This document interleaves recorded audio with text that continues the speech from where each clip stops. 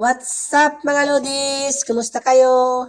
So for today's tutorial mga Lods, may tuturo lang ako sa inyong simple trick, especially dun sa mga nakaka-receive lagi ng mga like and comment sa ating mga profile information ng ating Facebook. Okay? So kung ayaw nyo mga Lods na laging may nagko-comment na kung sino-sino sa inyong mga profile information, katulad ng photos, cover photo, profile photo, at iba pang mga information ng inyong Facebook mga Lods. So ganito ang gawin nyo, okay? So talo nyo lang tong tutorial ko mga Lods, madali lang naman to gawin. At kung may hindi ka nasundan, i-comment mo na lang sa comment section ng video na to at gagawa natin yan ng paraan. Okay Lods?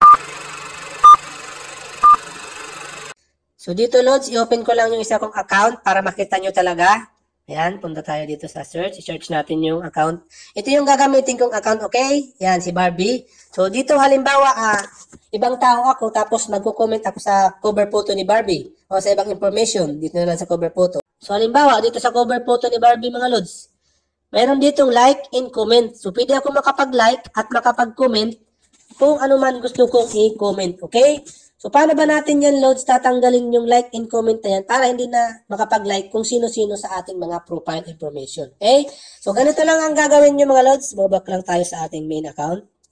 So, babalik lang tayo sa ating Facebook, mga Lods. Yan, open natin. Tapos, pag andito kayo sa inyong Facebook, mga Lods, siyempre, dapat nakalagin dito yung account na gagawin nyo yung tutorial na to, okay? Tapos, pupunta kayo dito sa tatlong slash na yan. Tapos, dito sa tatlong slash, mga Lods, sa menu ng inyong profile, ayan, scroll up nyo. Pupunta kayo dito, Load, sa Setting and Privacy. Ayan. Dito sa Setting and Privacy, pupunta kayo dito sa Setting. Click natin yan. Tapos, kung andito na kayo, scroll up nyo lang. Ayan, punta kayo dito sa Audience and Visibility. Ayan. Tapos, pupunta tayo dito sa Followers and Public Content. Ayan, open natin yan. Tapos, dito, Loads, scroll up lang natin dito sa Follower and Public Content. Scroll up natin. Ayan. Ayan. Dito sa pinakababa, Loads, ayan, mapapansin nyo ang public profile information na yan.